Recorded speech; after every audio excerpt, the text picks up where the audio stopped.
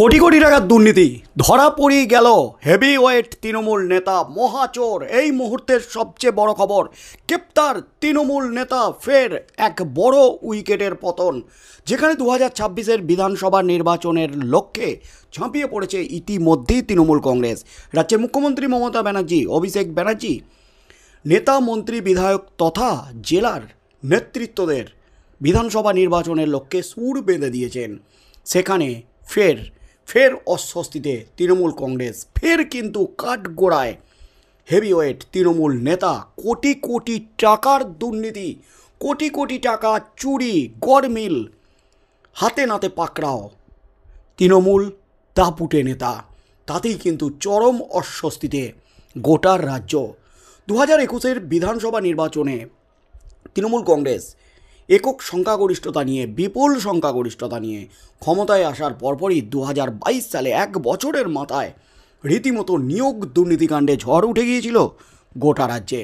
প্রথম গ্রেপ্তার প্রাক্তন শিক্ষামন্ত্রী পার্থ চ্যাটার্জি এবং তার বান্ধবী অর্পিতা মুখার্জির সাথে কোটি কোটি টাকার চকের ধন উদ্ধার হয়েছিল। প্রায় 50 কোটি কালো টাকা উদ্ধার হয়েছিল। তার সাথে সাথে প্রথম চাকরি বাতিল হয়েছিল নিয়োগ দুর্নীতিকাণ্ডে রাজ্যের প্রাক্তন মন্ত্রী তথা বিধায়ক পরেশ অধিকারীর কন্যার, অঙ্কিতা অধিকারীর। আর তারপর থেকে রাজ্যে বিভিন্ন দুর্নীতিকাণ্ডে উদ্ধার হয়েছে কোটি কোটি টাকা। সোনার খনি উদ্ধার হয়েছে, টাকার পাহাড় উদ্ধার হয়েছে রাজ্যে। শিক্ষক নিয়োগ দুর্নীতি, কয়লা পাচার, গরু পাচার, পুরসভার নিয়োগ দুর্নীতি, রেশন দুর্নীতিকাণ্ড, শাসক দলের একাধিক নেতা, মন্ত্রী, বিধায়ক, জেলার নেতা থেকে শুরু করে একাধিক জনের নাম জড়িয়েছে। সম্প্রতি নিয়োগ দুর্নীতিকাণ্ডে নাম জড়িয়েছে সিবিআই চার্জশিটের নাম অভিষেক ব্যানার্জির, জনৈক অভিষেক ব্যানার্জি। সেই নিয়েও কিন্তু রীতিমতো হইচই চলছে গোটা রাজ্যে। আর এই দুর্নীতিকে কাটিয়ে উঠে যখন ভাবমূর্তি ফেরানোর চেষ্টা করছেন রাজ্যের মুখ্যমন্ত্রী মমতা ব্যানার্জি, দুর্নীতির বিরুদ্ধে জিরো টলারেন্স নীতি গ্রহণ করেছেন রাজ্যের মুখ্যমন্ত্রী।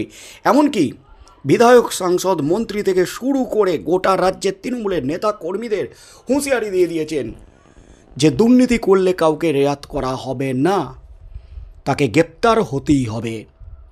ঠিক সেই মুহূর্তে ফের রাজ্যের মুখ্যমন্ত্রী তথা তৃণমূল সুপ্রিমো মমতা ব্যানার্জির অস্বস্তি বাড়িয়ে কোটি কোটি টাকার দুর্নীতিতে ধরা পড়ল এক বড় সড় রাঘব বোয়াল। গ্রেপ্তার তৃণমূলের প্রভাবশালী নেতা। তাতেই কিন্তু রীতিমতো হইচই পড়ে গেল একেবারে গোটা রাজ্যে।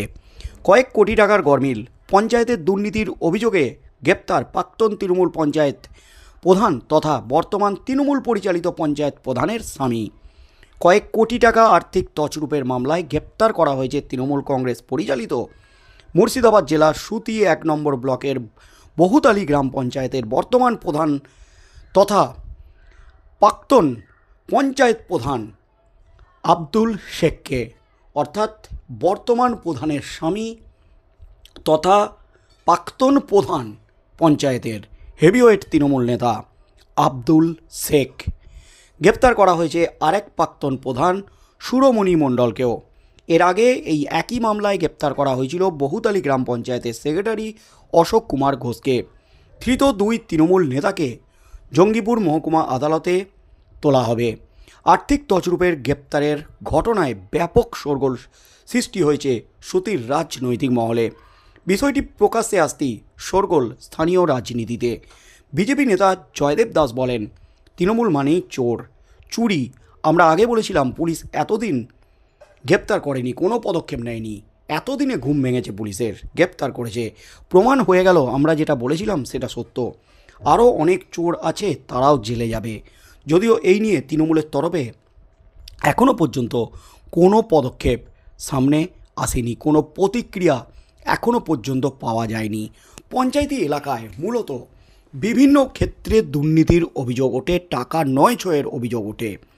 রীতিমতো 100 দিনের কাজ থেকে শুরু করে আবাস যোজনা, একাধিক ক্ষেত্রে গ্রামীণ সড়ক নির্মাণ, একাধিক ক্ষেত্রে কেন্দ্রের প্রকল্পে ভুরি ভুরি দুর্নীতির অভিযোগ তুলে কেন্দ্র দীর্ঘদিন ধরে টাকা আটকে রেখেছে রাজ্যের। সেই 2022 সাল থেকে 3 বছরের বকেয়া টাকা আটকে আছে কেন্দ্রে, কিছুতেই টাকা দিচ্ছে না কেন্দ্র।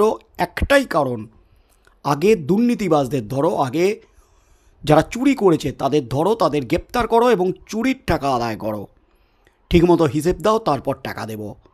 কেন্দ্র রাজ্যকে সাফ জানিয়ে দিয়েছে।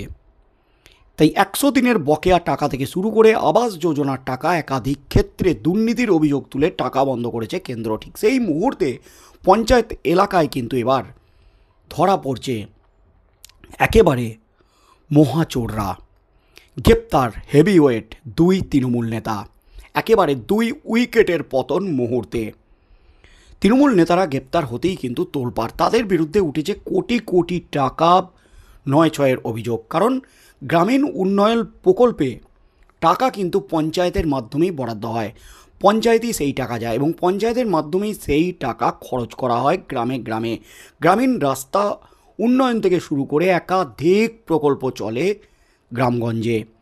সরকারি বাজেটে যে টাকা বরাদ্দ হয় পঞ্চায়েতের জন্য, সেই টাকা পঞ্চায়েতে এলে সেই টাকায় কাজ না করিয়ে রীতিমতো পুকুর চুরির মতো ঘটনার অভিযোগ উঠেছে তৃণমূল নেতাদের বিরুদ্ধে। কাজ না করিয়ে খাতায় কলমে কাজ দেখিয়ে সেই টাকা আত্মসাৎ করা হয়েছে, কোটি কোটি টাকার দুর্নীতি করা হয়েছে। এর আগে গ্রেপ্তার হয়েছিলেন একজন সরকারি আধিকারিক, আর এবার 2 তৃণমূলের হেভি ওয়েট নেতা তারা কিন্তু গ্রেপ্তার হলেন পুলিশের হাতে। প্রাক্তন প্রধান আব্দুল শেখ এবং আরও একজন গ্রেপ্তার হয়েছেন তৃণমূল নেতা, তিনিও ছিলেন প্রাক্তন প্রধান, সুরমণি মণ্ডল। দুজনে গ্রেপ্তার হতেই কিন্তু তোলপাড়। বিরোধীরা, বিশেষ করে বিজেপি, দাবি করছে আরও চোর আছে। আমরা দীর্ঘদিন ধরে অভিযোগ করছিলাম, সেই অভিযোগ আজ সত্যি বলে প্রমাণিত হলো।